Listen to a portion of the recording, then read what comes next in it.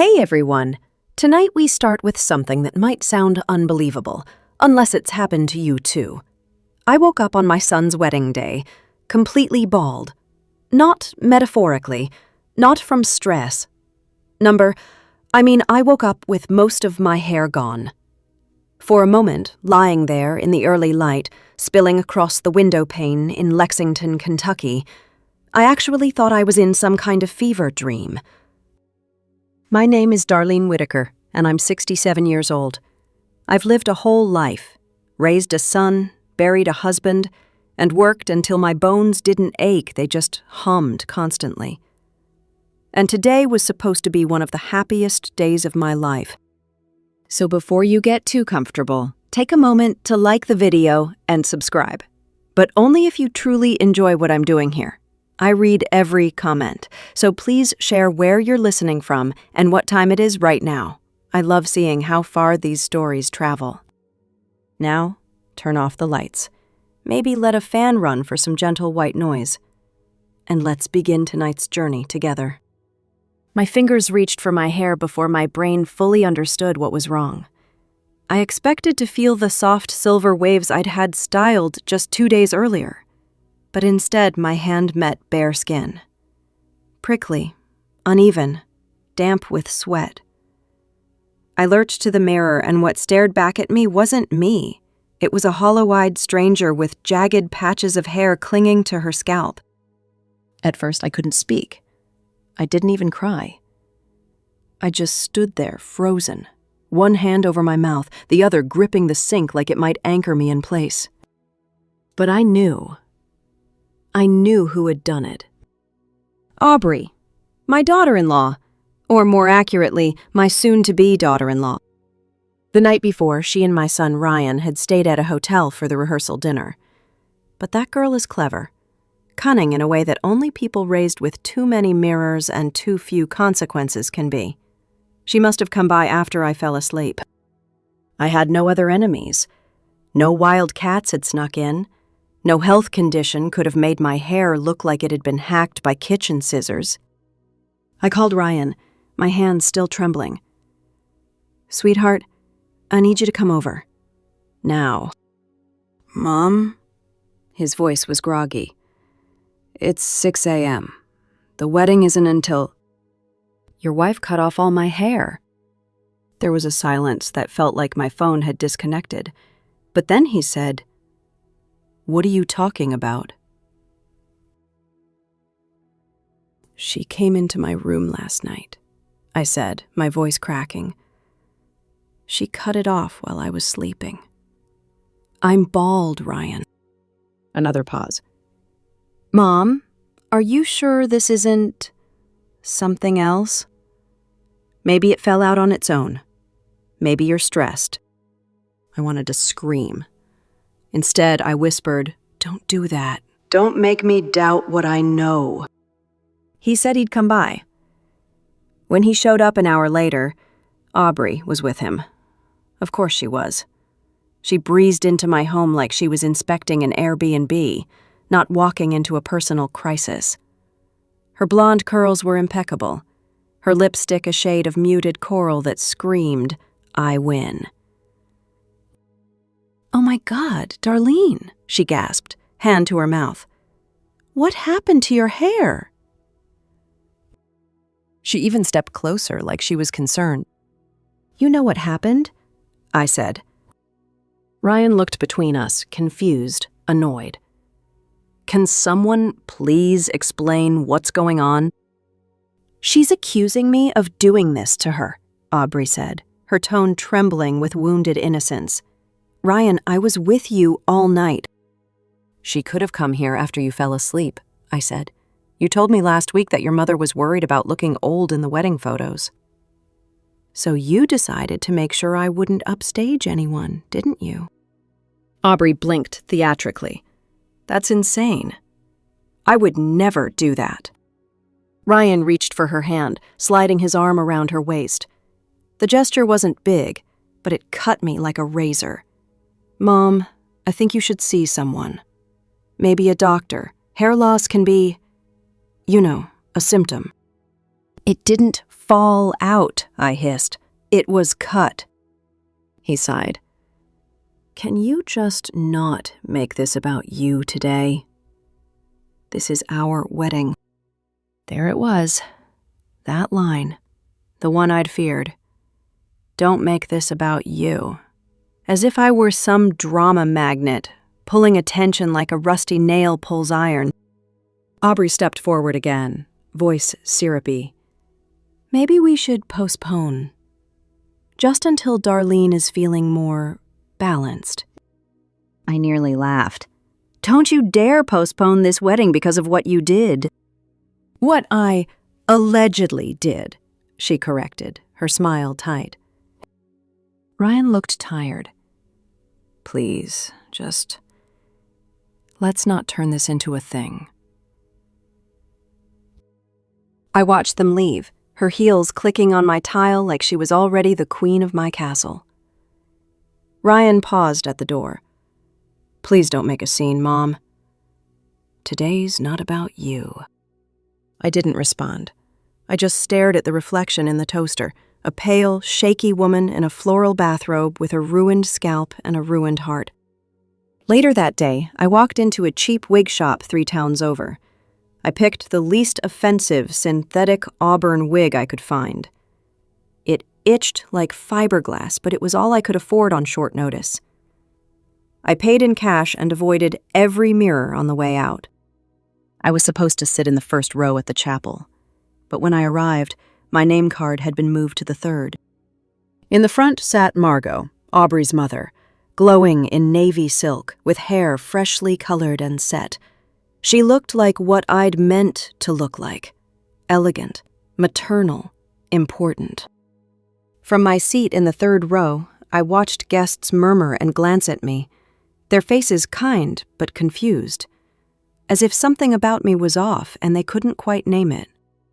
The woman beside me leaned in. Isn't Margot lovely? So refined. I nodded and smiled, the same polite smile I'd perfected over the last 3 years since Aubrey had slithered into our lives. Always smile, always agree, never make waves.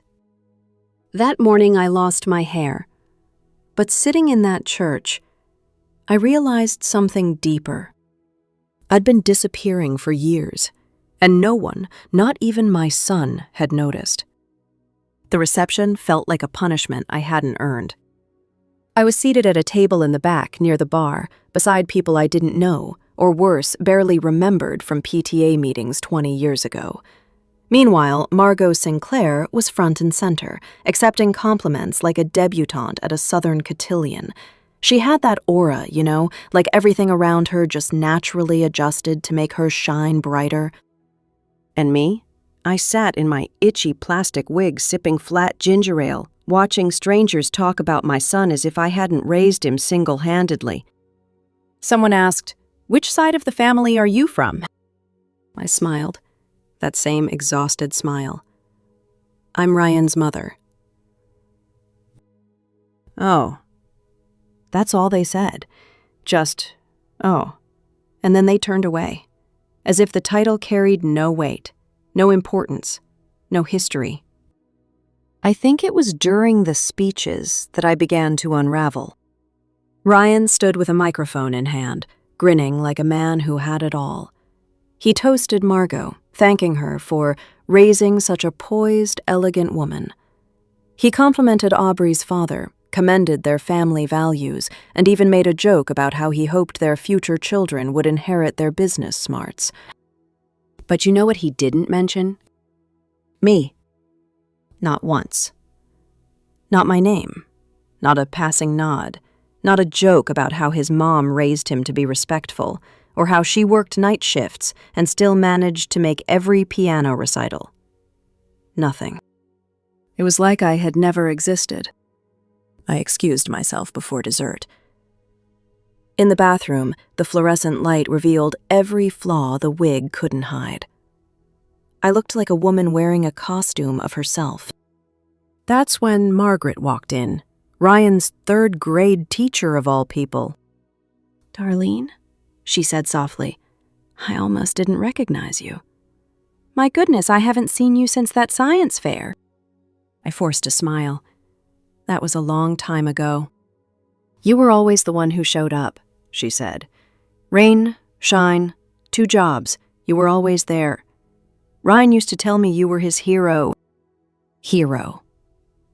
I bit my lip hard, because somewhere along the way I'd stopped being that to him. And Margaret? She saw it too. Her eyes dropped to my wig, lingered, and then looked away politely. I should get back, she said. It was good seeing you. I nodded. You too. The cake cutting was happening when I came out, but I didn't move closer. I stood off to the side near the dessert table, trying to blend into the drapes. That's when I heard Aubrey. She was holding court by the head table, surrounded by a group of guests. Her laughter was high, melodic, the kind that makes people lean in whether they care or not. Oh, you should have seen her this morning, she said. Ryan's poor mother was convinced I snuck into her house and cut her hair while she slept. Gasps, then laughter. Nervous, confused laughter. Can you imagine? Aubrey continued, one hand over her heart. The poor thing is just confused lately. It's really sad.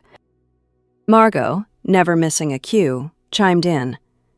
Age can be cruel. Some people just can't handle getting older gracefully. My stomach twisted.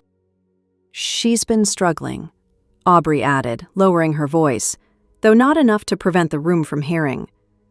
We've been talking about maybe assisted living, just for her peace of mind.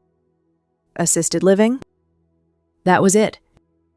It was like watching someone rewrite your obituary in real time, erasing your name, replacing it with an embarrassing footnote. That's when Margaret, God bless her, appeared again at my side. She'd overheard. That's awful, she whispered. Why would she say that? Because she wants to be the only woman in Ryan's life.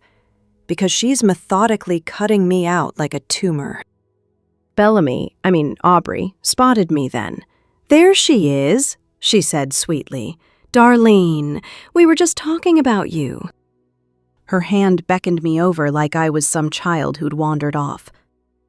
The group turned to face me, their expressions tight with that awkward sympathy people reserve for folks they think have slipped a gear. How are you feeling, dear? One woman asked gently. The way you talk to a nursing home resident who thinks her cat is still alive. I'm fine, I said, steadying myself.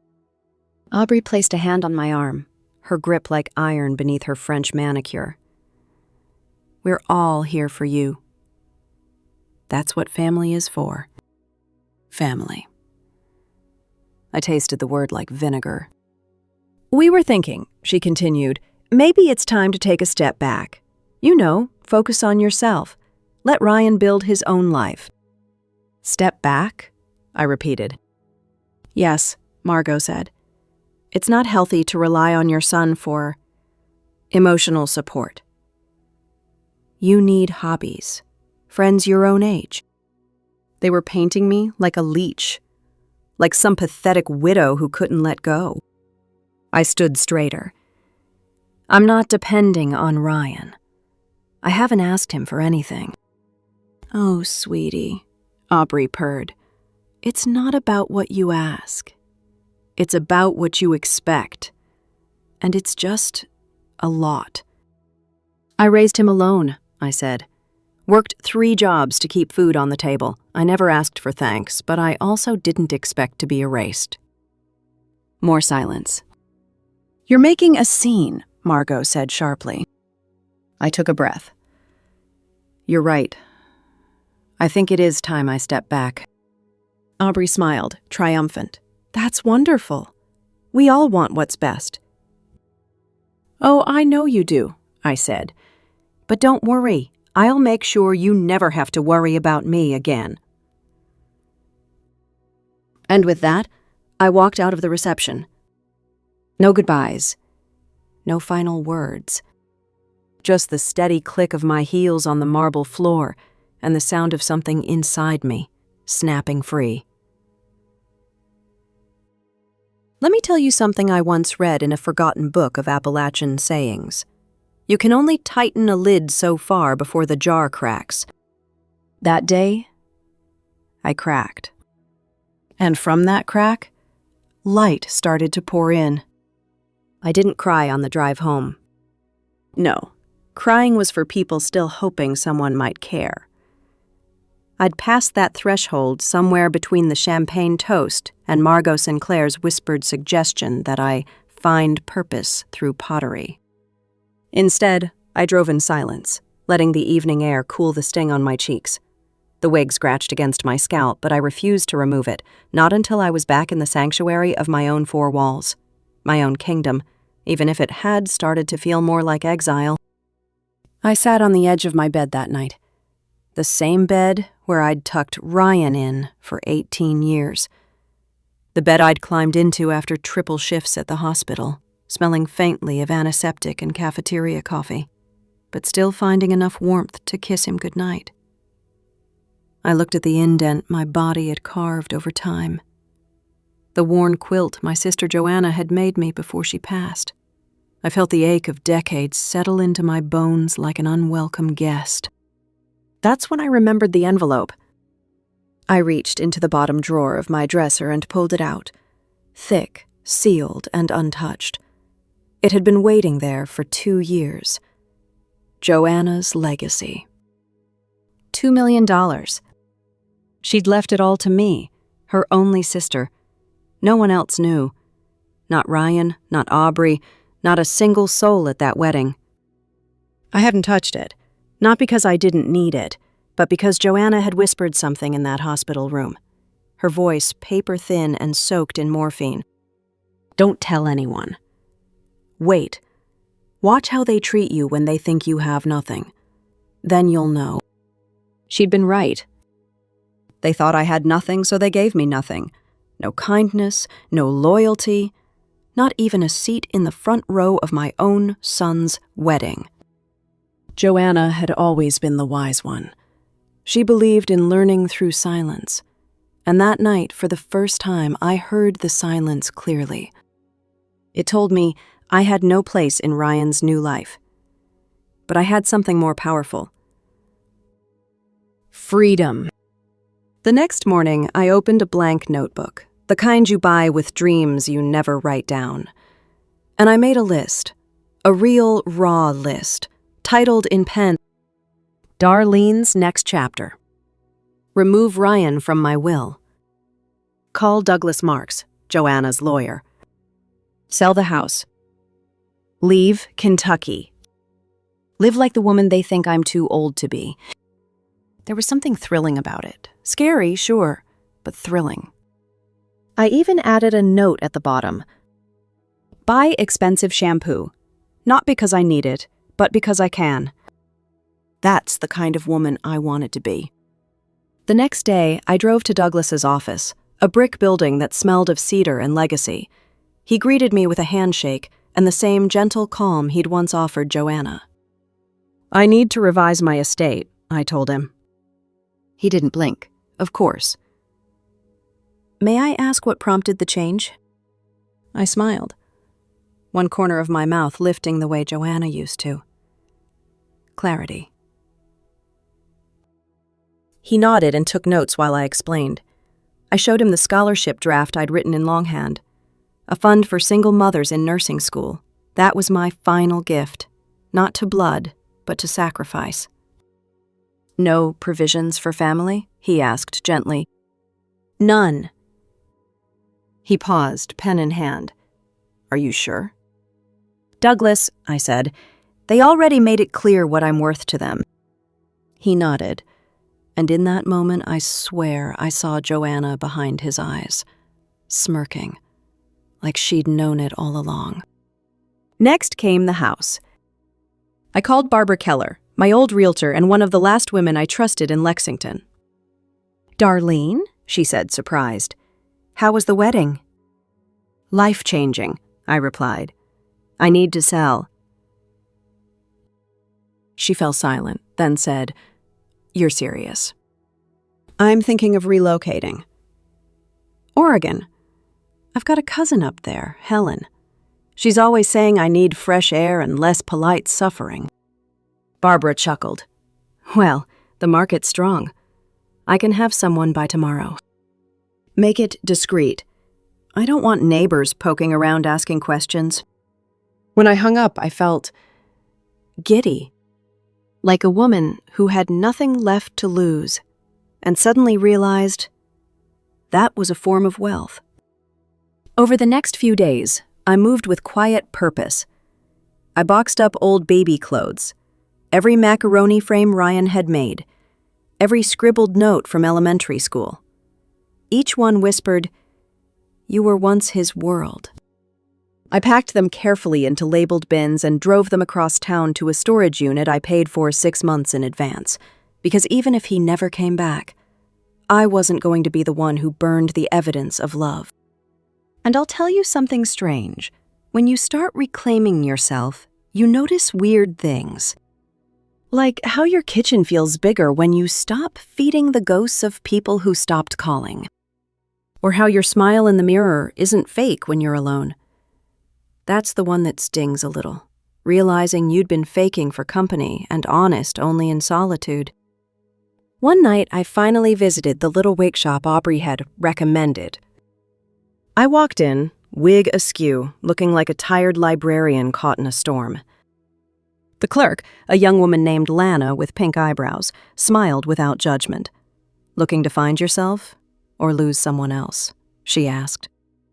I laughed out loud. "Both." She brought out a few real hair pieces. "This one's called the Rebel Grandma. Most women your age think it's too bold." "Perfect," I said. When I left with a short silver bob that caught the streetlight like moonlight, I felt 20 years younger and twice as dangerous. And maybe that's the best part of getting older. You finally stop apologizing for taking up space. That's my old age wisdom for this chapter, by the way. Age doesn't shrink you, people do. Don't let them. And here's your quirky fact. Female elephants kick out family members that disrespect the matriarch. They don't do drama, they just exile. I should have been an elephant. As I crawled into bed that night, with my new hair and my secret bank account, I stared at the ceiling and whispered to myself, "Portland. Mountains. Lavender tea. Nobody calling me dear with pity." For the first time in decades, I didn't fall asleep angry. I fell asleep dreaming. The day the for sale sign went up in my front yard, I didn't flinch. I didn't peek from behind the curtains. I didn't wonder who might whisper down the block. I didn't care if anyone thought I was spiraling. What I did do was make a cup of chamomile tea, stand barefoot on the porch, and sip slowly, while Barbara hammered the wooden post into my lawn like a ceremonial stake. Barbara glanced up, brushing hair from her eyes. "You're really doing this, huh?" "Every square inch of it." She smiled, something proud behind her eyes. "They're going to regret losing you." I raised my cup like a toast. Let's hope so. That afternoon, I called Helen Monroe in Portland, my second cousin on my mother's side, the kind of family you send Christmas cards to and secretly envy for their life choices. She was a watercolorist, twice divorced, lived in a tiny craftsman bungalow with a garden full of herbs and loud wind chimes. "Helen," I said, "I think I'm finally ready to take you up on that offer." She squealed so loudly I had to hold the phone away from my ear. "I have the coziest guest room with a patchwork quilt, a bay window, and absolutely no judgment. You'll love it." We set a tentative arrival date, 6 weeks out. Just enough time to tie up loose ends and pretend I was making a rational decision. I wasn't. I was making a liberation. That week, I started giving things away.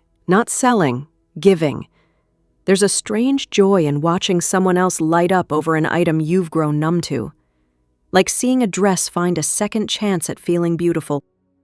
I gave the china hutch to my neighbor, Mrs. Delaney, a widow who'd always admired it but never said so out loud. I gave my late husband's guitar to a teenage busker who played on the corner of Main and Elm every Saturday, with a coffee cup for tips and a voice like melted caramel. And I gave my dining room set to a single mom named Carmen from my book club. She cried when I offered, said her kids had been eating off folding chairs for years.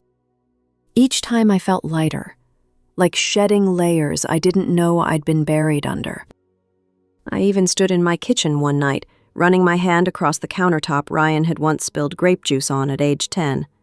And I said out loud, "You were never just a house, but I can't stay here for a memory." I started researching Portland in earnest.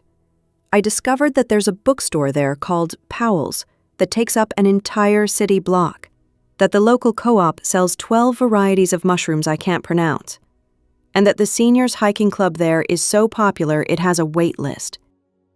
A wait list for people who wear orthopedic shoes. That's when I knew I'd found my people. I even signed up for a profile on a local volunteer site, helping kids at the Children's Hospital with reading and art therapy. No one would know me. No one would expect anything from me but kindness and presence. And that's all I was ready to give. 2 weeks in, the house got an offer. Cash. Above asking. Barbara was floored.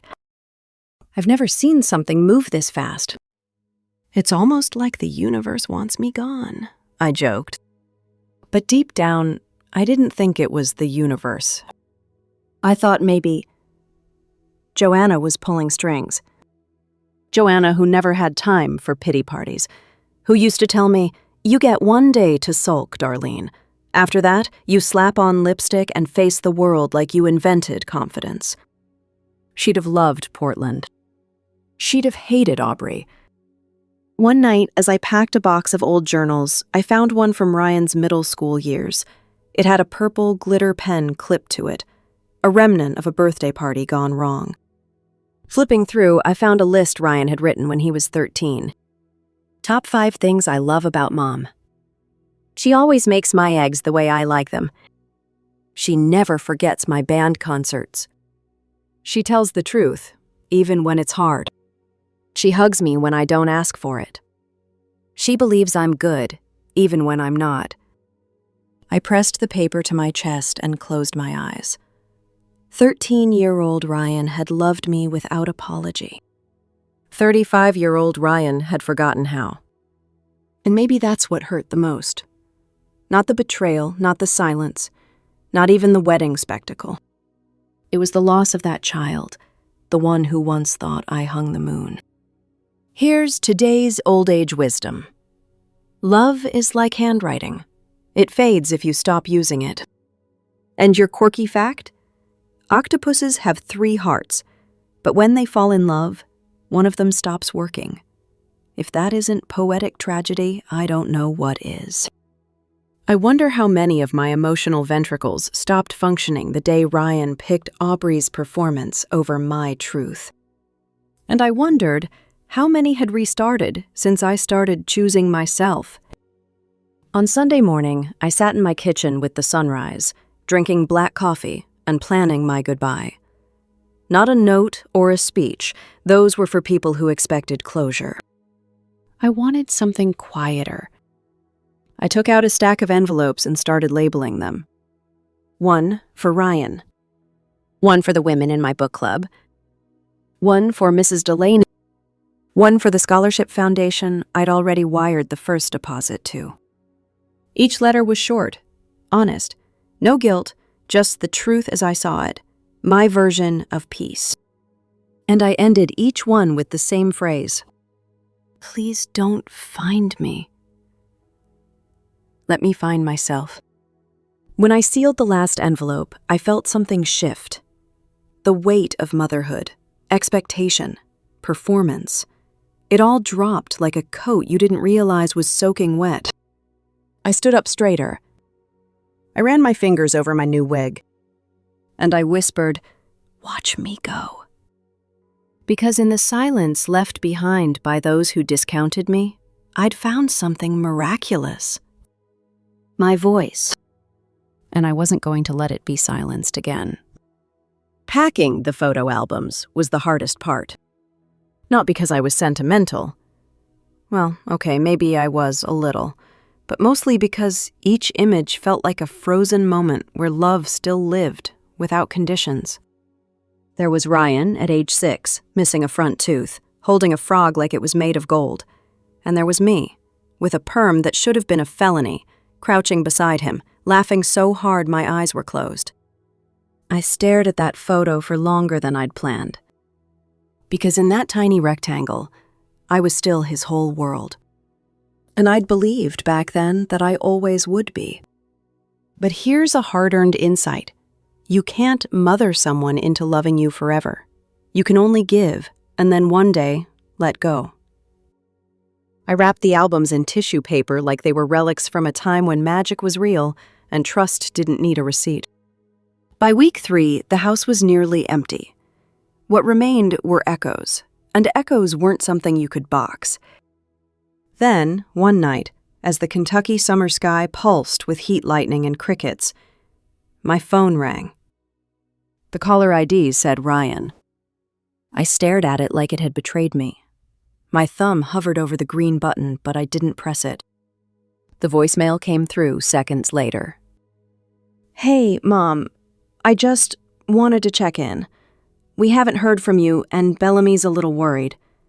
I know the wedding stuff was weird, and maybe we didn't handle it well. But just call me when you can, okay? Weird. That was his word for it. A public gaslighting, an erasure of my existence, and it was weird. I didn't call back. I wasn't ready. And more importantly, I didn't owe anyone readiness. The next day, the mail brought something unexpected. A handwritten card from Helen in Portland. The envelope had floral stamps and her looping handwriting that looked like it belonged on jam jars. Inside, it read, Darlene, the second bedroom is ready. I bought a fresh set of linens and aired out the quilt. There's a place here for you, not just a room. A place to start again. Come home when you're ready. H. I pressed the card to my chest like it might anchor me to a world where people didn't make you earn their love through compliance. Later that night, I made a list. Not a to-do list. A to-be list. Things I wanted to be in Portland. Unapologetically myself. A woman who wears red lipstick on a Tuesday. A reader of books I never had time for. A friend who shows up. A person who never, ever silences herself again. That last one, it got underlined. Twice. I taped the list to the inside of a box marked personal, alongside my favorite mug, my journal, and the lavender sachets Joanna used to keep in her sock drawer. I imagined Joanna nodding approvingly somewhere beyond this life. She'd always said, Darlene, if you ever feel small in a room, it's not because you are, it's because they've dimmed the lights. And I was tired of living in rooms that made me feel invisible.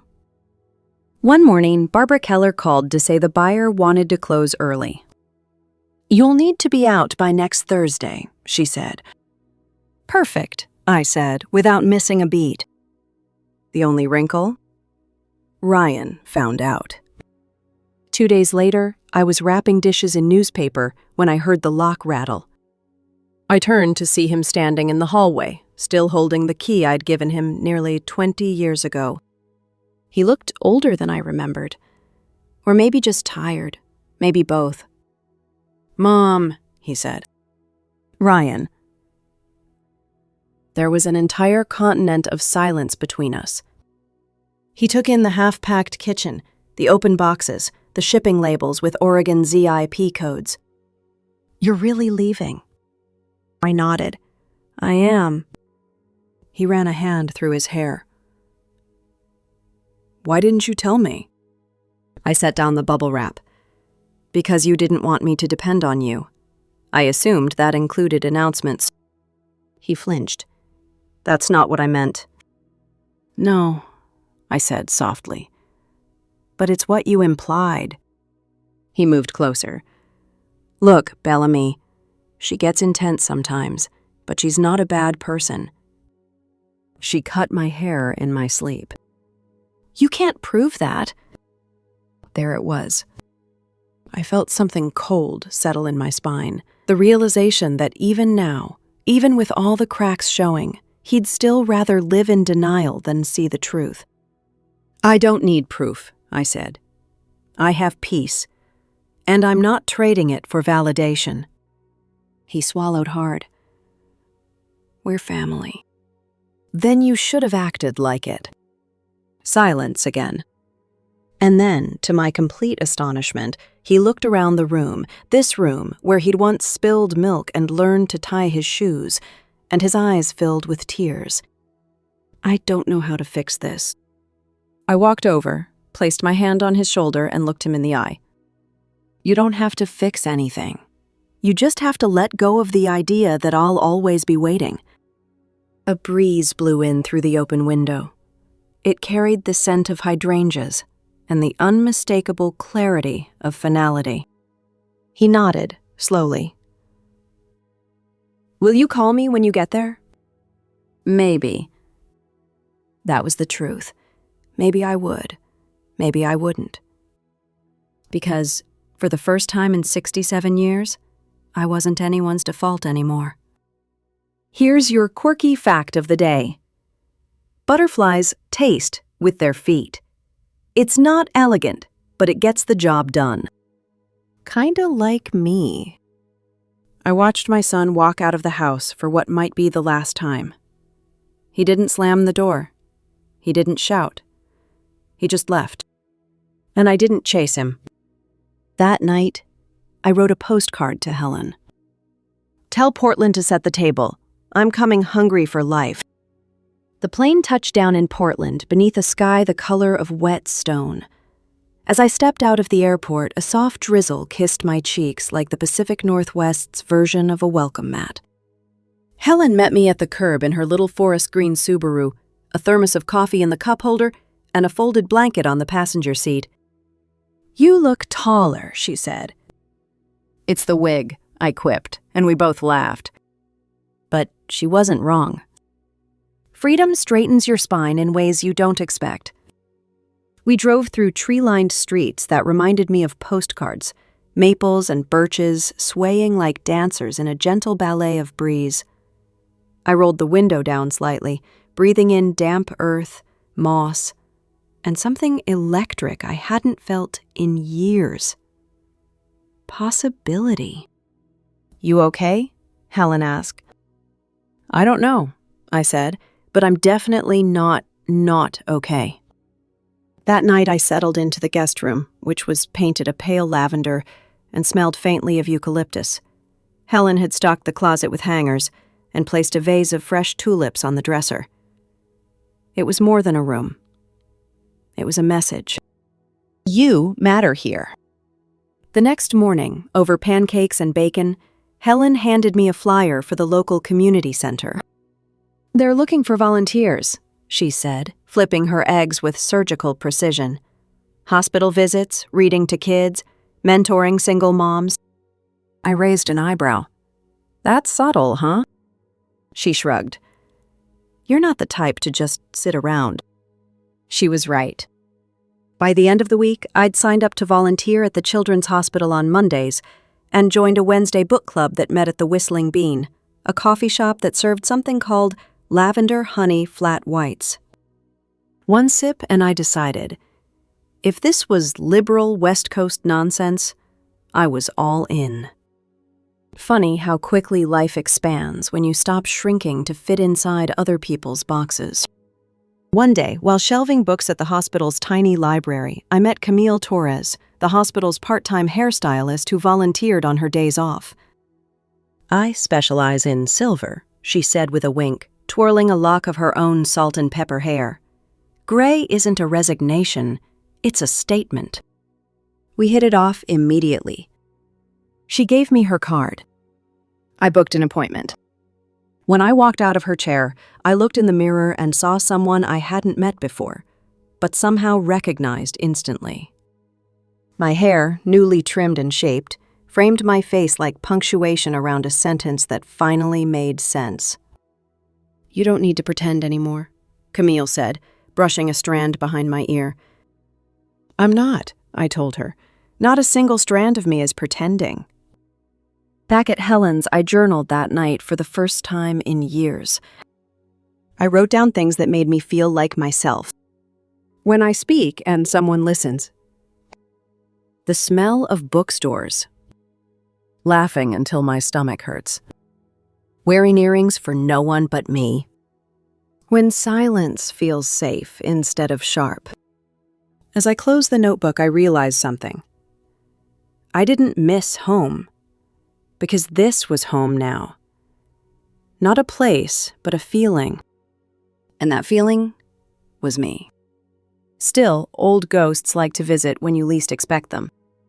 That weekend, I stopped by a local farmer's market. I was admiring some hand-thrown ceramic mugs when I saw a familiar figure across the way, tall, sharp-angled, with blonde hair pulled into a tight bun. My heart stalled. It wasn't Bellamy, just someone who looked like her. But the flash of fear, the instinct to shrink, to disappear, that was real. I clutched the mug tighter and turned to leave. And then I stopped. I turned back around and bought the mug, a bright turquoise one with a chipped lip and a crooked handle. Perfectly imperfect. Back home, I brewed tea and sipped from the wonky mug like it was a chalice. Later that night, Helen knocked gently on my door. "You got something," she said, holding out an envelope. My stomach dropped. The handwriting on the front was Ryan's. I didn't open it right away. Instead, I placed it on the nightstand and stared at it under the lamplight. "You're allowed to pause," I reminded myself. And then, I tucked it in a drawer. The next morning, I hiked up Forest Park with Helen and her neighbor Gregory Nash, a retired high school teacher with a quick wit and knees that cracked in stereo with mine. "Ever been married?" he asked as we reached the overlook. "Once. Widow." He nodded. "Same. Twice." "Twice?" "Turns out I'm slow at learning." We laughed, and for a moment, the kind of moment that feels like a whisper from the universe, I felt a flicker of warmth that wasn't just from the sunshine. Afterward, over bagels and coffee, Helen leaned in and whispered, "He's cute, right?" I gave her a look. "Don't you start matchmaking."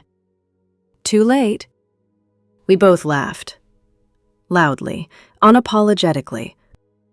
And there it was, my quirky fact for the day. Laughter strengthens your immune system, lowers stress, and burns calories. It's basically a free gym membership. So I laughed more. A lot more. I also started sleeping better. Not because I wasn't grieving. Grief doesn't vanish.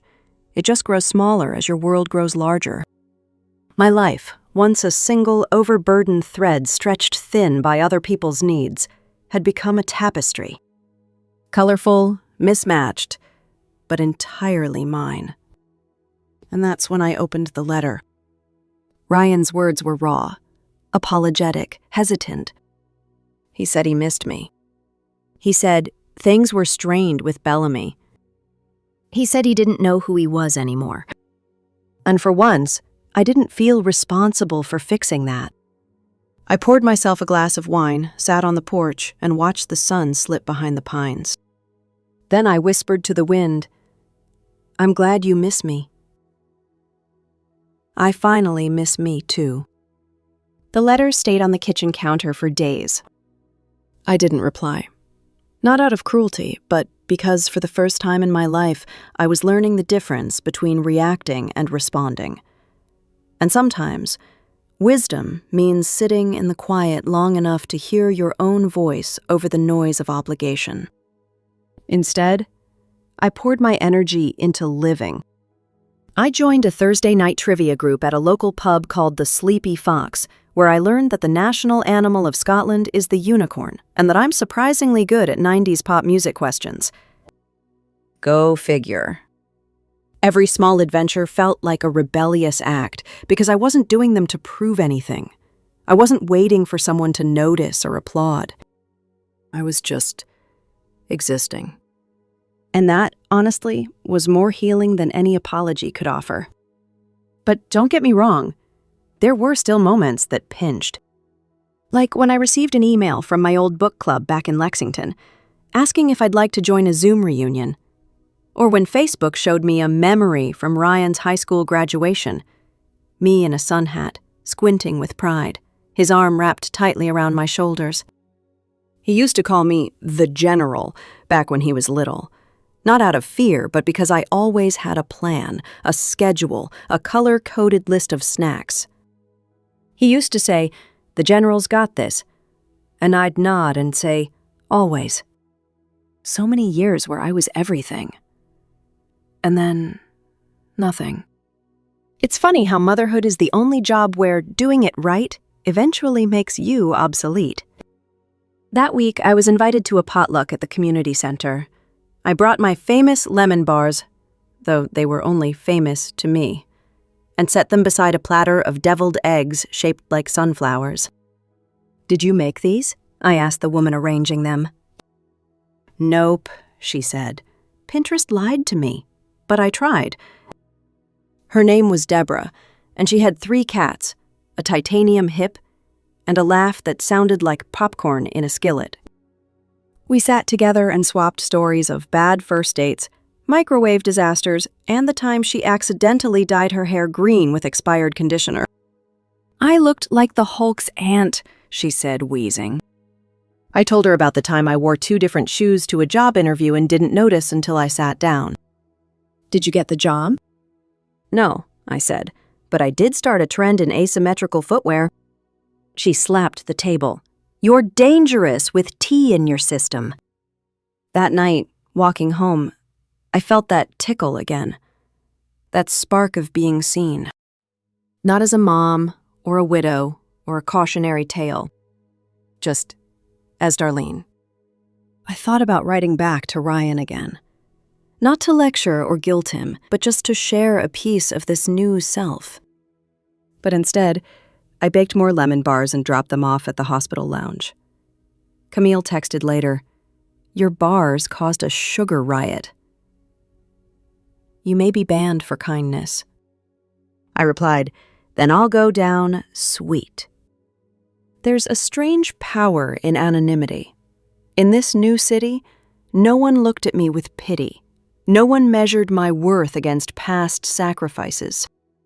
I was just a woman with a nice laugh, decent baking skills, and a surprisingly adventurous streak when it came to weird kombucha flavors. One day, I found myself on a park bench with Gregory Nash again. He'd invited me for a poetry reading in the Arboretum, a monthly event hosted by local seniors who refused to be quiet about their feelings. We sipped cider from paper cups as a retired dentist read a piece called "Root Canal of the Soul," and I nearly choked trying not to laugh. "Poetry is subjective," Gregory whispered. "So is pain," I whispered back. As the sun slipped behind the trees, he turned to me. "Have you always been this interesting, Darlene?" I smiled. "No, I used to be wallpaper." "Looks like you finally peeled yourself off the wall." There it was, my old age insight of the week. Sometimes it takes being erased to remember how to draw yourself back in. We walked back to the parking lot slowly, hands brushing once, then again, until they stayed connected like puzzle pieces too long apart. No fireworks, no violins, just comfort, steady and true. The next morning, I opened my mailbox to find another envelope from Ryan. 2 letters in a month. I was tempted to call the Vatican. This one was shorter, a single page. "Mom, I saw your lemon bars on Camille's Instagram. I'd know that powdered sugar pattern anywhere." I showed Bellamy, and she said I was imagining things. Then she accused me of spying on you. Said I was obsessed with someone who didn't even want to be part of our lives anymore. She packed a bag. I think she's staying at her mother's for a while. I don't know what that means for us, but I know what it means for me. I miss you. I'm sorry I wasn't braver. Love, Ryan. I sat at the table, rereading his words until they blurred. Then I reached for my notepad and wrote 3 lines. I'm not mad at you, but I am busy becoming someone I like again. When I have more to give, I'll let you know. I folded the note, slipped it into an envelope, and added a sprig of lavender from the garden. Then I went to Camille's, let her trim my hair again, and told her I was ready for something a little different. Bold? She asked. No, I said, just enough to remind me I'm still changing. The house I'd found in Portland wasn't big, just a 2-bedroom bungalow tucked into a quiet cul-de-sac, where squirrels ran like they were on caffeine and neighbors waved like we were all in the same sitcom. But it was mine.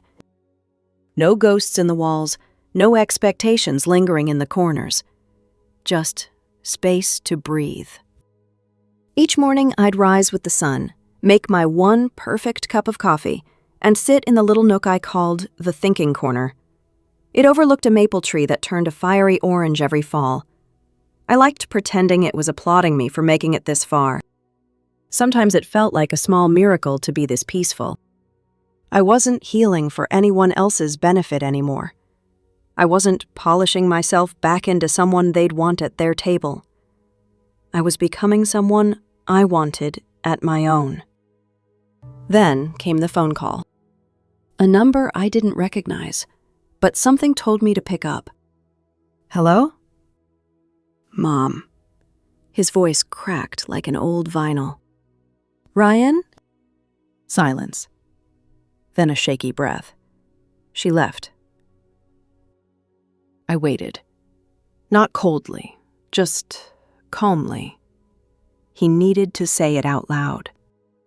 Aubrey's gone, packed everything she cared about into 2 suitcases, left the houseplants, and me. I blinked slowly, letting it settle. I'm sorry, I said softly. She said I was too attached to you, that I never learned to put her first. I didn't say anything, just let the words hang in the air, gently sagging under their own weight. She's not wrong, he added. I was always comparing her to you. Not consciously, but you were the standard. She hated that.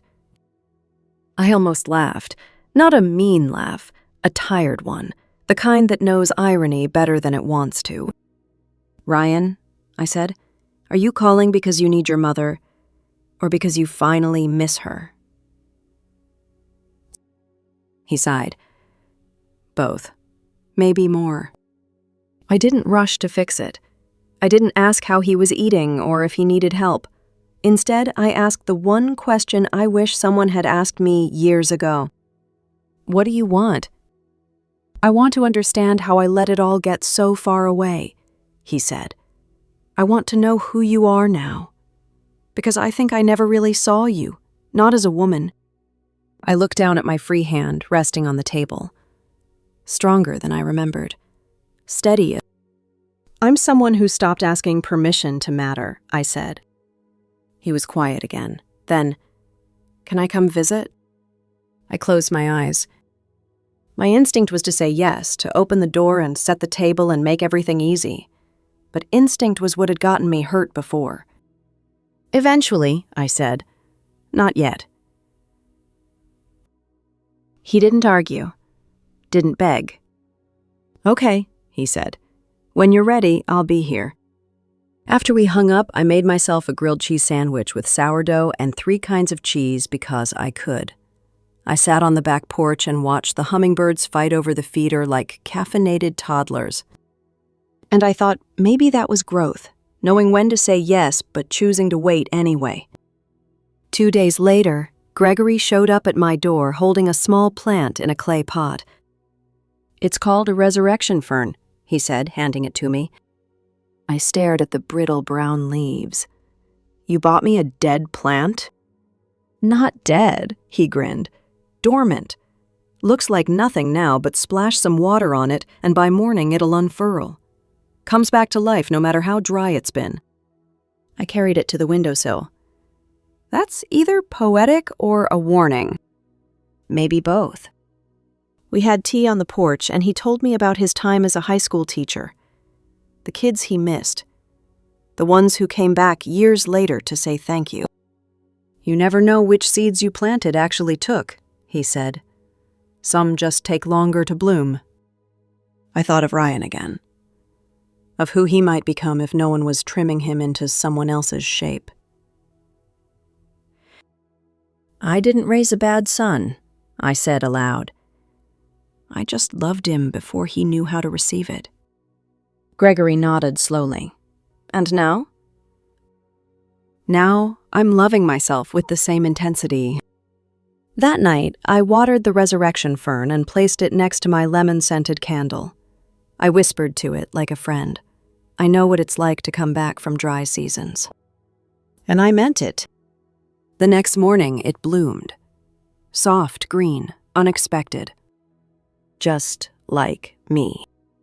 At the community center's craft night, I signed up for a mosaic class. I'd never been artsy, but something about smashing tiles into beautiful chaos appealed to me. The instructor, a wiry woman named Mo, told us, "The cracks are what make it interesting." She had purple hair and a tattoo of a snail on her wrist. You can't create something meaningful if you're afraid to break things first, she added. I built a garden stepping stone with broken bits of old teacups.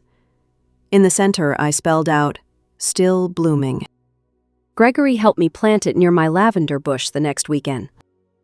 It looked like it had always belonged there. That was the quirky fact of the week, by the way. Lavender attracts bees, calms anxiety, and, in ancient Rome, was used to scent bathwater during military campaigns. The Romans, apparently, loved a good battlefield soak. So do I, minus the battlefield. Later that week, Ryan sent a photo. It was of him holding a new plant, a tiny cutting of some kind, green and stubborn.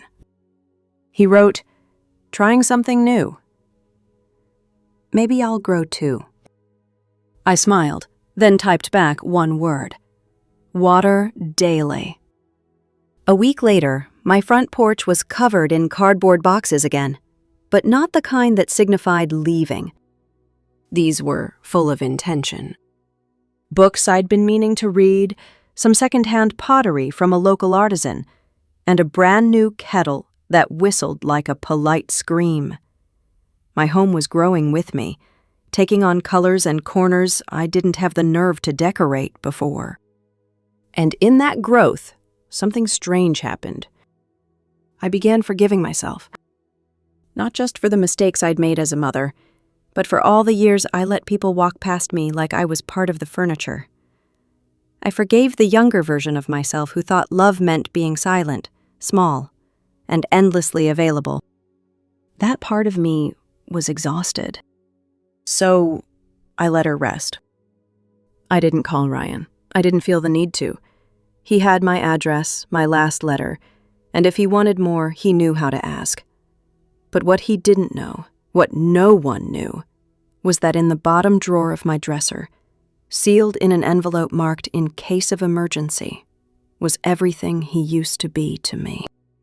That's where I kept the photo of him on his first day of kindergarten, smiling, with a gap in his teeth, backpack too big for his little body. It still smelled faintly of baby shampoo and Crayola. There was also a copy of the Mother's Day card he made in second grade. He'd written, "You make grilled cheese better than anyone. Even God." I figured if God was up there reading my mail, he'd understand the compliment. But the most precious item was a cassette tape. Ryan's voice at 10 years old, singing "You Are My Sunshine" on an old karaoke machine we bought at a yard sale. I didn't play it. Not yet. But just knowing it was there, that past version of us preserved in magnetic whispers, gave me a kind of peace I hadn't felt since the days of Saturday morning cartoons and spilled cereal. At my next book club, Helen Monroe leaned over and whispered, "You've got a glow about you lately, Darlene." Is it that charming gentleman with the teacher smile? I laughed, a real belly laugh that startled even me. Gregory? He's just a friend. She sipped her chai. That's how it starts.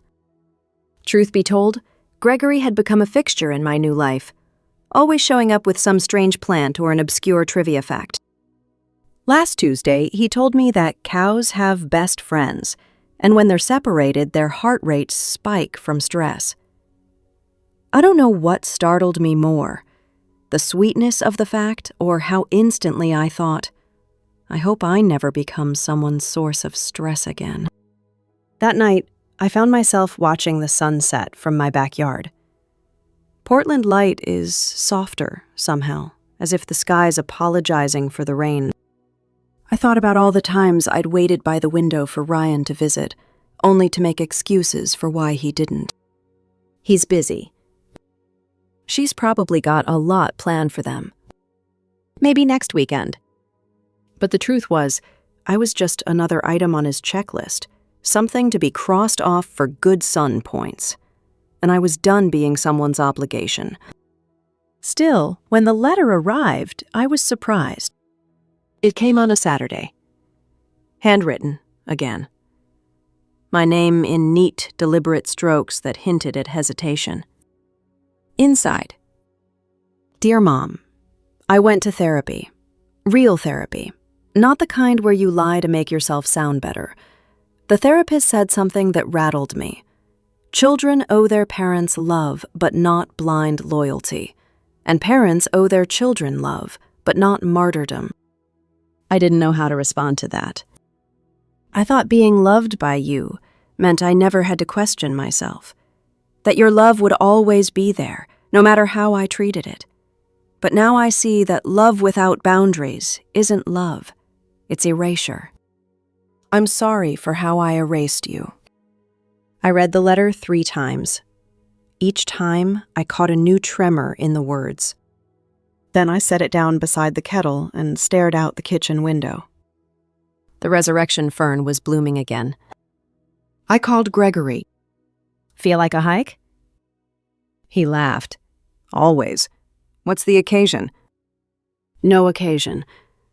Just want to hear myself breathe. We picked a trail that wound along a ridge with views of the river. I wore my sun hat and carried trail mix like a seasoned hiker, even though I still called it fancy walking. About halfway up, we stopped on a bench overlooking the trees. You're quieter today, Gregory noted. I'm thinking about echoes, I said. He raised an eyebrow. About how long it takes for sound to come back to you, depending on how far it had to travel.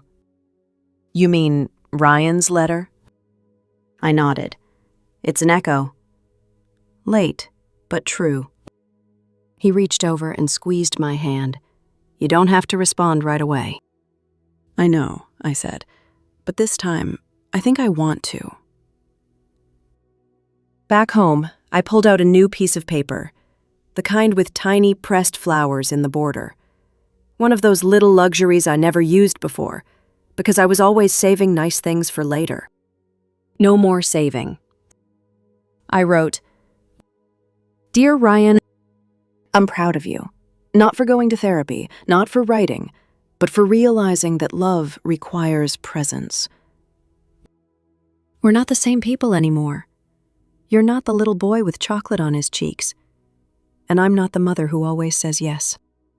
But maybe, in this new space, we can meet each other again, this time as real people. Let's see what that looks like. I sealed it. No grand speech, no manipulation, just an honest reach across the space between us. Sometimes, the scariest thing is letting someone return after they've wounded you. But scar tissue isn't just evidence of pain, it's proof of healing. The letter was out of my hands now, dropped gently into the blue mailbox outside the co-op market I liked to visit on Wednesdays. It clanked into the bin with a finality that made my pulse slow down. I didn't expect a reply, not because I didn't think Ryan would write back, but because for the first time in my life, the reply didn't matter. What mattered was that I had spoken my truth clearly and kindly. That was enough. A few days later, Helen and I were sipping chamomile tea in her sunroom, our knees wrapped in matching knit blankets she insisted on giving all her friends. Hers had embroidered lilacs. Mine had tiny, stitched pine cones. "You really never remarried?" she asked, eyes scanning me like I'd left something out. "Never even dated seriously," I said. "There wasn't room." "Room?" she echoed. "Room for me," I clarified. I was so busy being a mother, a nurse's aide, a housekeeper, a bookkeeper, a shoulder, a calendar, a safety net. By the end of the day, there wasn't anything left for a partner. Helen nodded slowly. I stayed with my husband 15 years too long because I thought being lonely in a marriage was better than being lonely alone. "That's debatable," I said with a small smile. And it is academically debatable if we're being technical. Loneliness inside a relationship wears a different skin. It's not the ache of silence, it's the loudness of dismissal. Like shouting across a canyon and hearing nothing but your own echo. That was the kind of silence I'd lived with in the years before I left Lexington. Ryan never said it outright, but he'd started treating me like I was a relic, something to be dusted off for the holidays and then tucked back on the shelf. Well, I wasn't anyone's antique anymore. In Portland, I was weirdly popular. Sarah, my new hairdresser, said the senior community had been buzzing about me after the local church's craft fair. "You're mysterious but warm," she told me while snipping away at my hair. I laughed. "That's just a fancy way of saying I show up and keep my mouth shut." Sarah leaned closer. "You know, Darlene, most people who move here spend a year trying to figure out who they are without their titles. You walked in like you already knew." Maybe I had. Or maybe I was just finally listening to the version of myself I used to quiet down for other people's comfort. Later that week, Gregory showed up with a thermos of homemade lentil soup and said, "You need to teach me how to make that pear cobbler." I blinked. "I didn't make the cobbler." "You didn't?" "Nope, Helen did. I brought salad." He looked sheepish. "Well, your salad dressing was amazing." "It was from a bottle," I admitted. We laughed, deep, real laughter that felt like it pushed old grief out of my lungs to make room for something easier to carry. Gregory was becoming something I hadn't expected. Familiar. But not in that codependent, sacrifice-everything kind of way. He wasn't trying to fix me. He wasn't trying to complete me. He just showed up. Quietly. Gently. Consistently. One night we went to an outdoor movie in the park. The air was warm, with that late summer softness that feels like it's apologizing for the heat. He brought popcorn and bug spray. I brought a blanket and 2 bottles of lemon soda. Halfway through the film, he reached for my hand without saying a word. I didn't pull away. I didn't lean in either. I just let it be. Because not everything needs to be defined or explained. Some things just are. Like the way cats find the warmest spot in the house, or how the smell of fresh bread can make you cry unexpectedly. That night, back home, I pulled out the cassette tape of Ryan singing "You Are My Sunshine." For the first time, I played it. The static came first. Then his little voice, off-key, full of heart. "You'll never know, dear, how much I love you." I pressed a hand to my mouth as tears welled up. Not sad tears, not angry ones either, just the kind that come when you realize something beautiful happened once.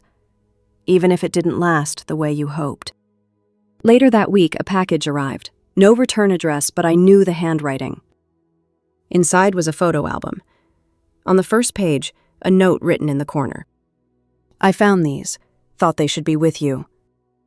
The pictures were from all the years I'd documented obsessively. School plays, birthdays, soccer games, random Tuesdays when Ryan lost a tooth or got a new backpack. I thought I'd lost them in the shuffle of moving, but here they were, restored and whole. Page after page, the boy I raised stared back at me with chocolate-stained cheeks and crooked smiles. One photo in particular stopped me cold. It was Ryan, age 11, standing next to me at a science fair. I was wearing my nursing scrubs, name tag still on, because I'd rushed straight from work. He was holding a papier-mâché volcano. In the picture, I was smiling with exhaustion, but also with pride. I remember that night. We got second place. On the back of the photo, he'd scribbled, "Best mom, always shows up." I sat with that line for a long time. Always shows up. No, I hadn't been perfect. I hadn't made cobbler or cut crusts off his sandwiches. But I'd shown up. For every scraped knee, every late-night fever, every moment that mattered. I didn't need an apology for the rest. I just needed to know that once it had been seen. And now, I did. I started carrying the photo in my wallet. It sounds silly, I know, like something an overly sentimental grandma might do. But for me, it wasn't about clinging to the past. It was a reminder of the one version of Ryan I wanted to remember. The boy who knew, even if the man had forgotten. That small photo, curled at the edges, carried more truth than any apology ever could. Helen and I started hosting Sunday suppers. Just a few folks from the neighborhood, a rotating cast of single seniors, retirees, and once even the local mail carrier who stayed for dessert. Everyone brought a dish, and I brought the stories. "You've got a gift," Helen said one evening as I recounted the tale of how I once glued my nursing shoes to the floor trying to reattach a broken heel with superglue. "I've got a lot of practice," I replied. "When people don't ask how you are, sometimes you learn to tell stories that make them stay long enough to listen." That got a knowing hum from Mrs. Park, who raised her teacup. Here's to stories louder than silence. We toasted. It wasn't just storytelling, though. It was belonging. A quiet, easy kind. I wasn't performing for approval or begging for recognition. I was just part of things. Like a well-worn quilt laid across the back of the couch, present, reliable, comforting in its familiarity. One morning, while walking back from the bookstore, I ran into Gregory at the community garden. "Darlene," he called out, "you up for a road trip?" My eyebrows lifted. Define road trip. There's a small jazz festival in Cannon Beach next weekend. I've got an extra ticket. I thought, well, maybe you'd like a change of scenery. Jazz wasn't really my thing, but the beach, the open road with a thermos of good coffee and nothing but miles ahead, that I could do. We drove with the windows cracked, letting in the salty breeze. At one point, he turned on the radio and sang along, badly, to some 70s soul hit. "Did you ever sing to Ryan when he was little?" he asked out of nowhere. I paused. "Every night." "What was the song?" "You Are My Sunshine." He smiled and started humming it softly. I didn't join in, but I didn't stop him either. We arrived at the coast just as the sun was dipping low, casting everything in that golden light that makes even gas stations look romantic. The music was mellow, the crowd full of silver-haired couples and retirees wearing sun hats with enthusiasm.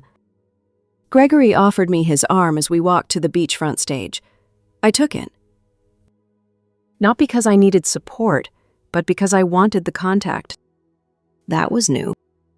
That night, we sat on a bench watching waves roll in, eating shrimp po' boys from a food truck and laughing about how terrible we both were at remembering musicians' names. "I'm glad you came," he said. "Me too." He glanced at me, a little tentative. "You ever think about letting someone back in? Not from your past, but, someone new?" I considered that. "I think about not shutting the door completely," I said.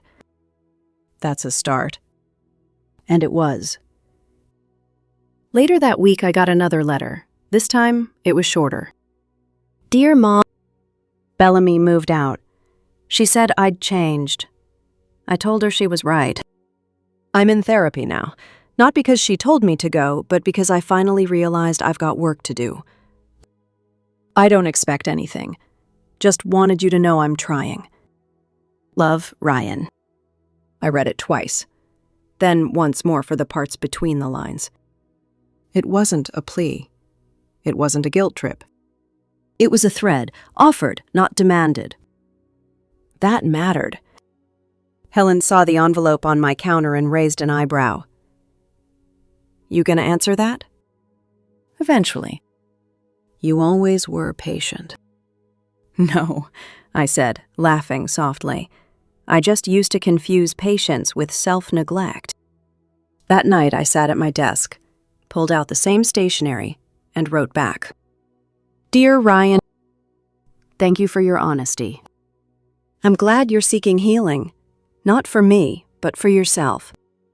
I'll always care for you, but I no longer live in a world where love equals sacrifice."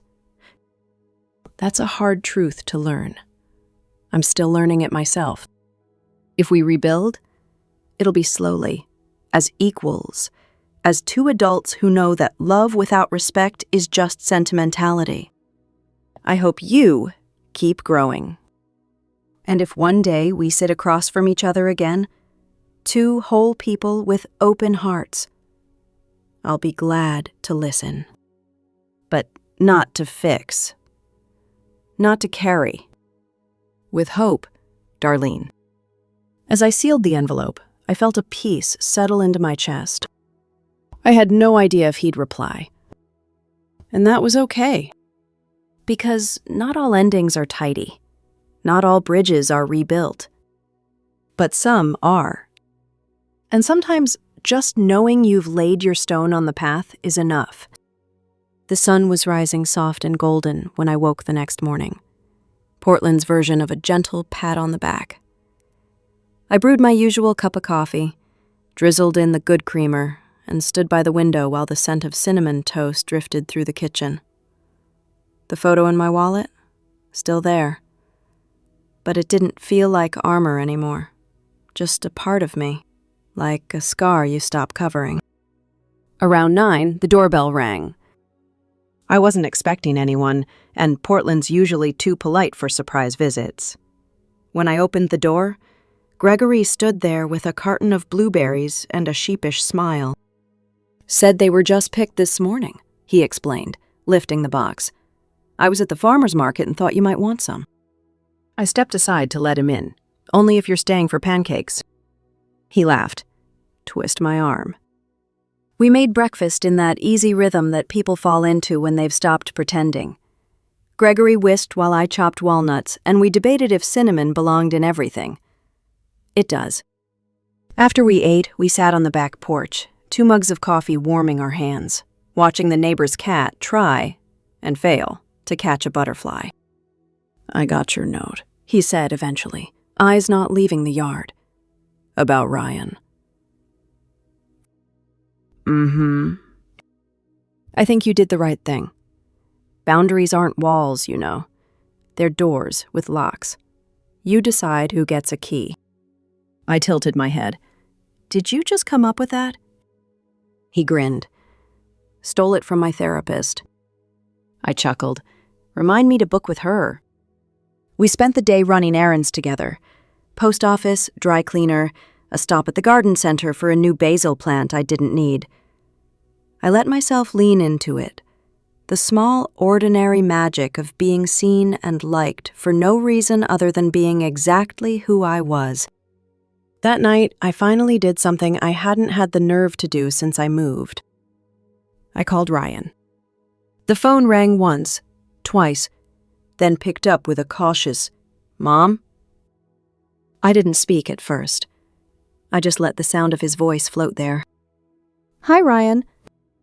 He exhaled, half relief, half grief. "I didn't think you'd call." I wasn't sure I would either. Another silence, but this one was softer. "I got your letter," he said. "I've read it more times than I should admit." "Good." "Mom." He paused, trying to gather 1,000 unspoken things into one sentence. "I miss you." "I know." More silence. This one hung heavier. "I'm sorry," he said finally. "I know that too." We didn't make promises. We didn't rehash the past. But before we hung up, I told him one truth that had been sitting in my heart like an unopened envelope. "Ryan, I still love you. That hasn't changed. But what has changed is me. And that's a good thing." He didn't argue. He just whispered, "Okay." I slept soundly that night.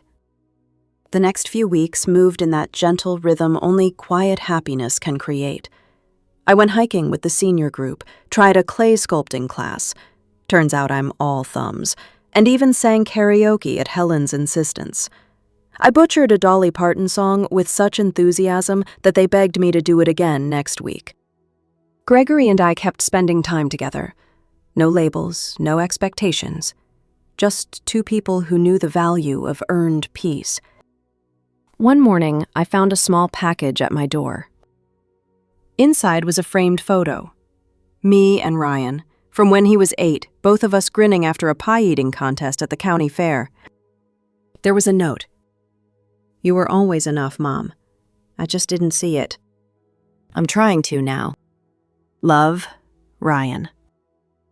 I sat with that photo in my lap, tears welling up. Not the aching kind, but the kind that clean out corners you didn't even realize were dusty. Old wisdom tells us, forgiveness is a gift we give ourselves. That's true. But sometimes it's also a soft reopening of a door you thought was sealed shut forever. Later that week, Ryan texted, "Thinking of coming to Portland next month." Just me. No agenda, no expectations. Just coffee? I stared at the message for a long time, and finally wrote back, "Coffee sounds nice. I know a place with terrible scones and excellent light." Because maybe we weren't rebuilding everything. Maybe we were just rebuilding enough. Enough to start again, with eyes open. The cafe I picked for our meeting wasn't fancy. It had chipped mugs, creaky chairs, and the kind of old jazz playing low in the background that made you feel like the world outside could wait. It was the kind of place I'd grown to love. Unpretentious, warm, and just off the beaten path enough that you had to want to be there. That morning, I wore my favorite blue sweater, the one with the worn cuffs and tiny coffee stain that never quite came out. I didn't dress to impress. I dressed to feel me. When Ryan walked in, he looked older than I remembered. Not just in the lines around his eyes or the few gray strands near his temples, but in the way he carried himself. Slower, maybe. Softer.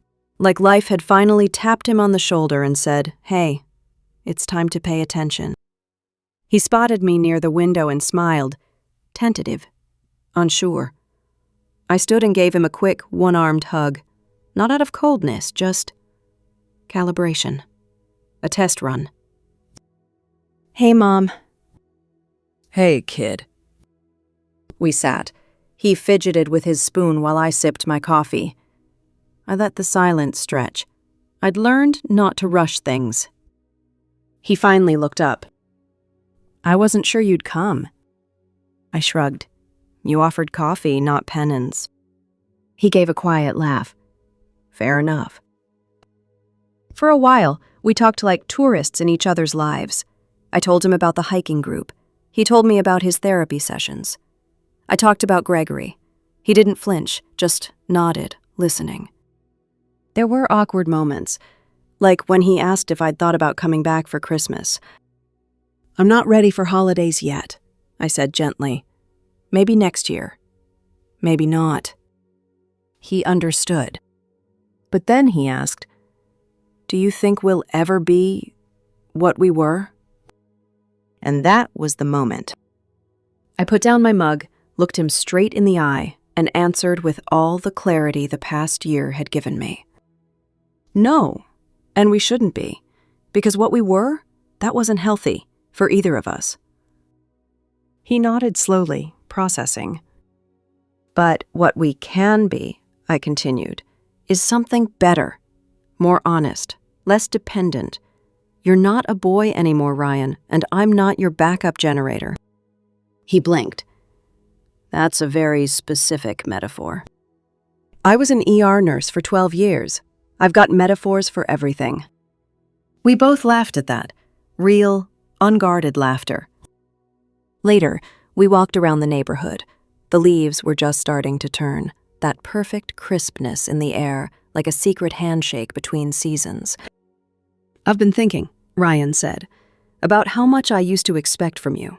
Like, I thought your love meant constant sacrifice. That if you ever put yourself first, it meant you were being selfish." "Because that's what I taught you," I said, without bitterness. "I made you the sun and forgot I was supposed to shine too." He stopped walking. "That's not on you." I made my own choices. I smiled. "Well, look who has been reading his therapist's homework." He rolled his eyes. "She's good." We passed a used bookstore, and I pointed to it. "That's where I found that mystery series you used to love, the one with the detective who always solved crimes by baking." His eyes lit up. "The Cinnamon Files!" "Yep, all 12 books. I bought the whole set." I haven't thought about those in years.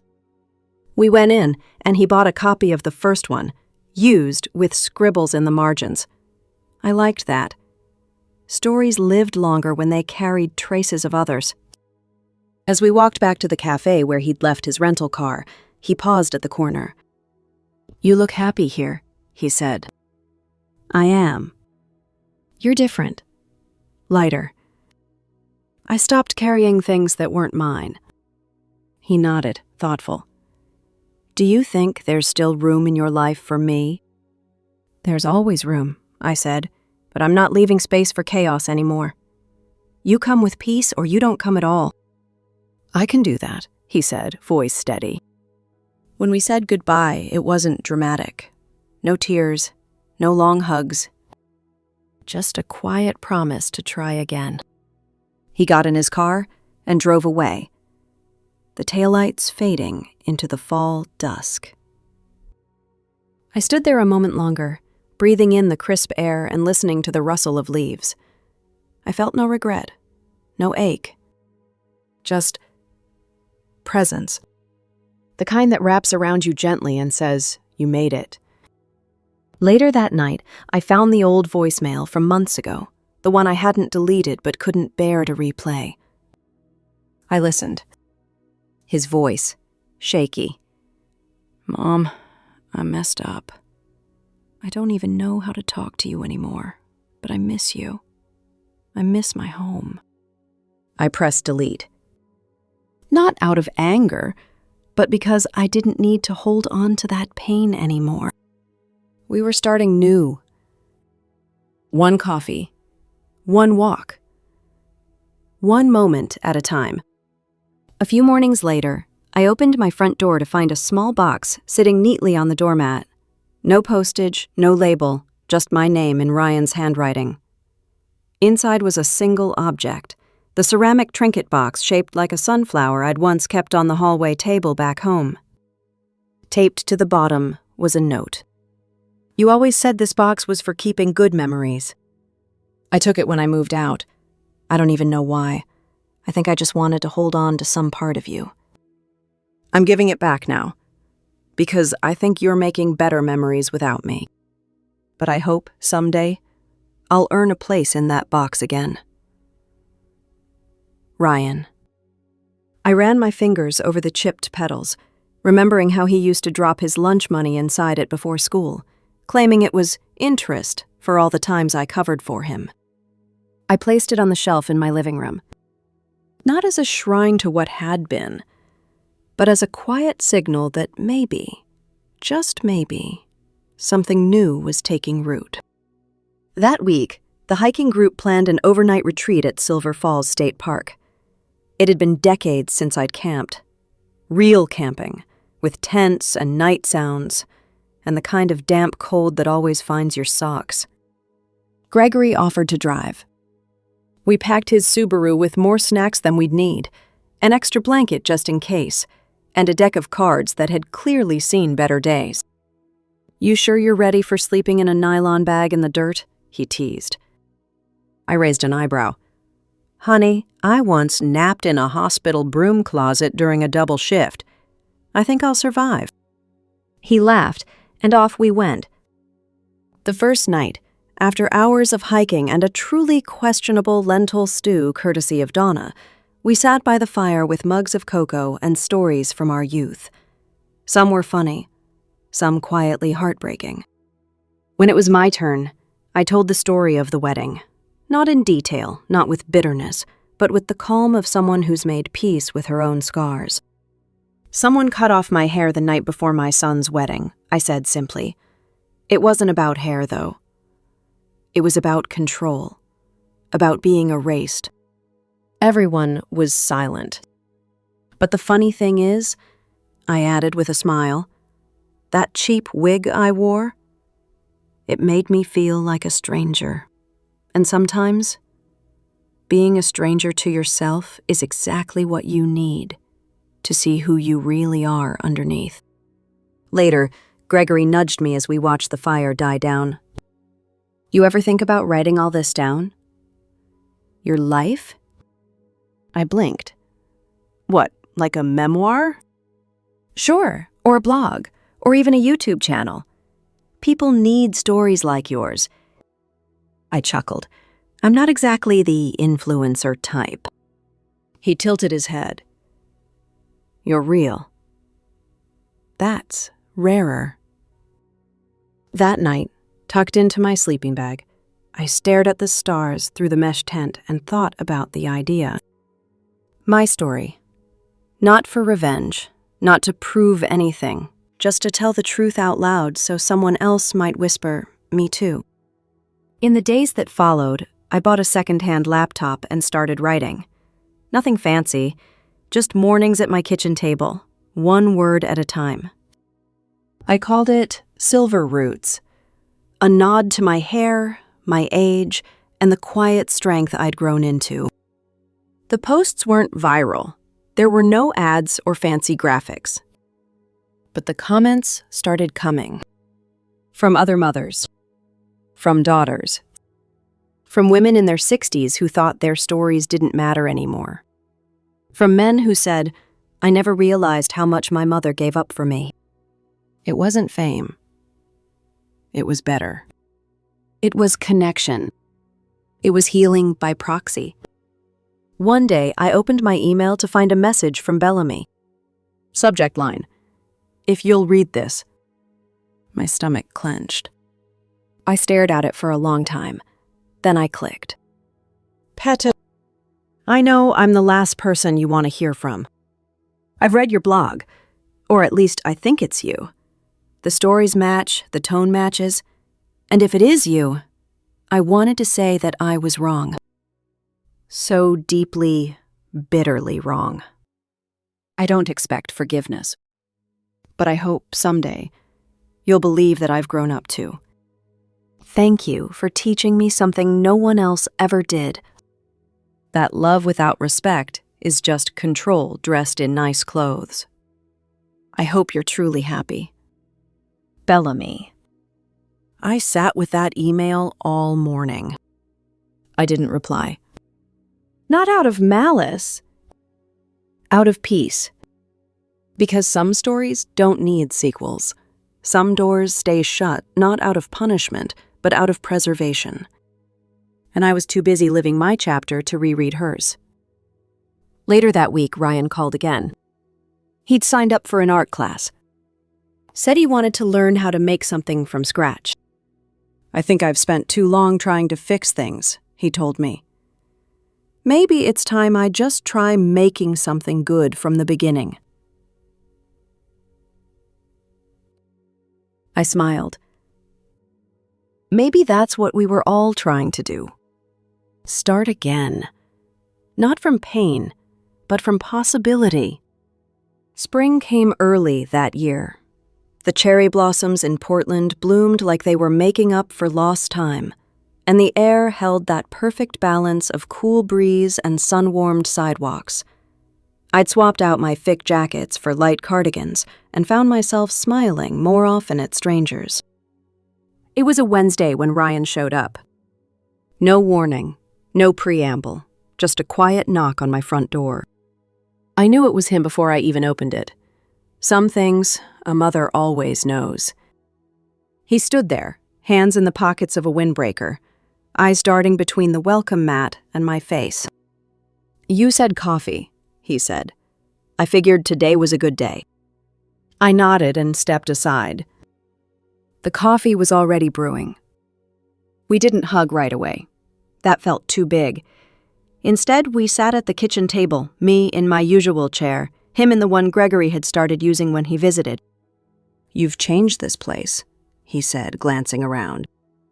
"I've changed a lot of things." He nodded slowly. "You look happy." I smiled. "I am." We sipped our coffee in a silence that wasn't awkward, just cautious. Two people feeling the shape of a bridge they hadn't crossed in years. "I read every post," he said quietly. "Twice." I waited. "You didn't spare me."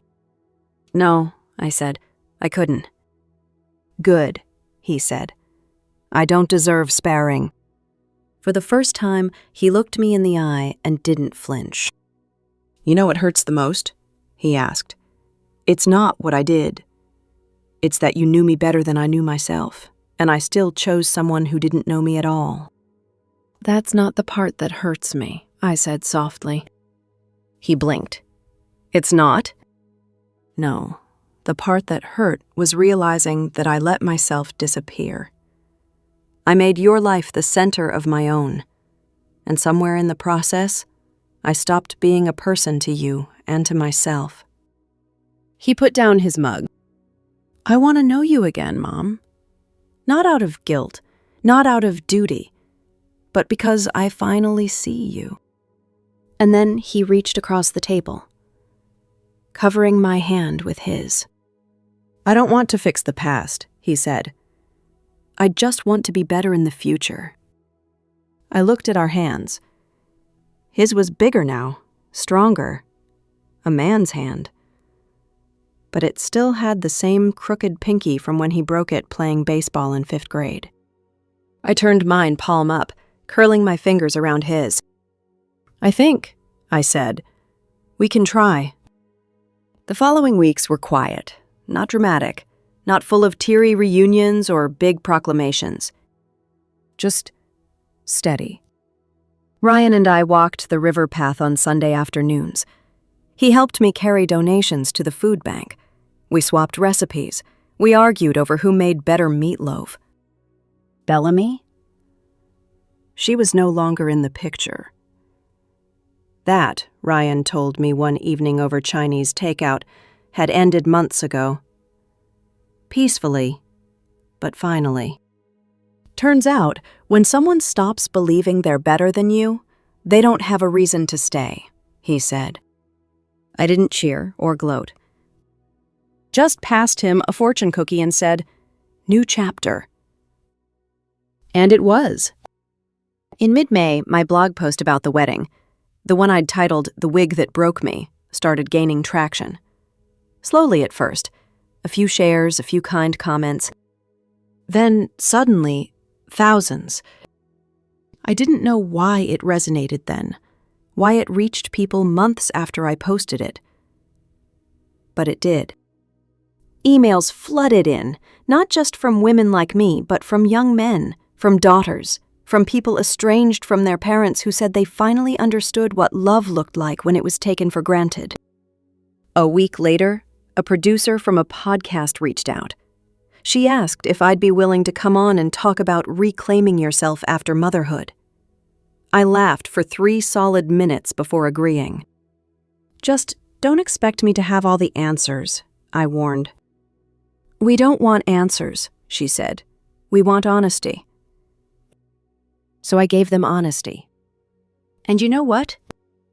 It felt good. It felt really good. One night, Gregory and I sat under the stars in his backyard, a bottle of red wine between us. "You've become quite the local celebrity," he teased, nudging my shoulder. "I haven't let it go to my head," I said with mock seriousness. "Yet." We laughed. Fell quiet, watched the moon rise. He turned toward me. "I know you're in no rush.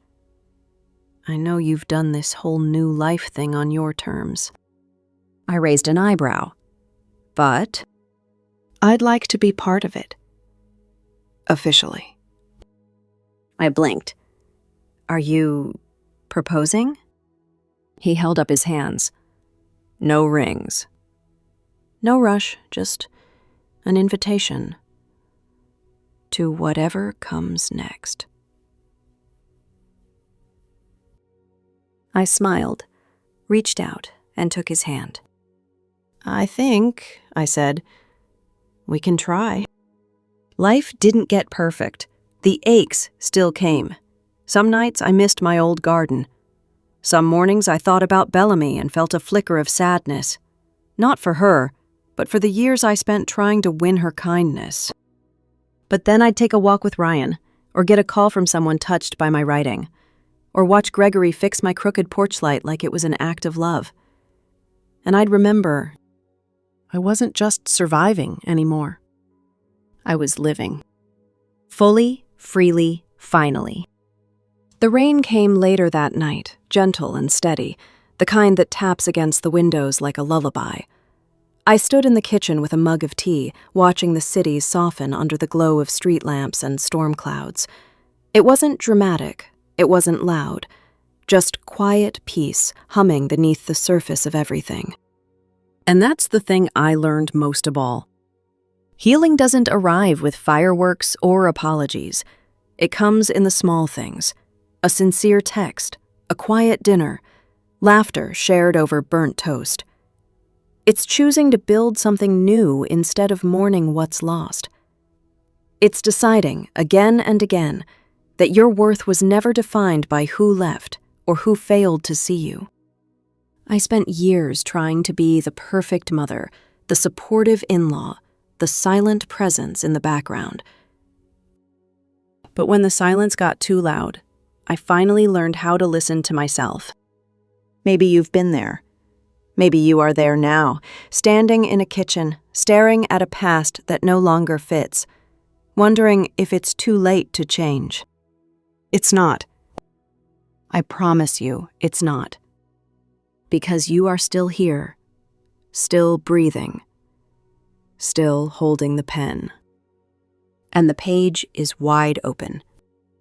Tonight, I hope you remember this story not because it was mine, but because some part of it, however small, was yours too. You deserve peace. You deserve joy. You deserve a life where your voice isn't just heard, it's valued. So wherever you are, on your couch, in bed with your phone glowing softly, or listening quietly with headphones, I'm grateful you stayed until the end. Thank you for joining me on this journey. Watch the screen for 2 other stories I think you'll love. They're waiting just for you. Good night. Thanks for listening. Don't forget to subscribe and feel free to share your story in the comments. Your voice matters.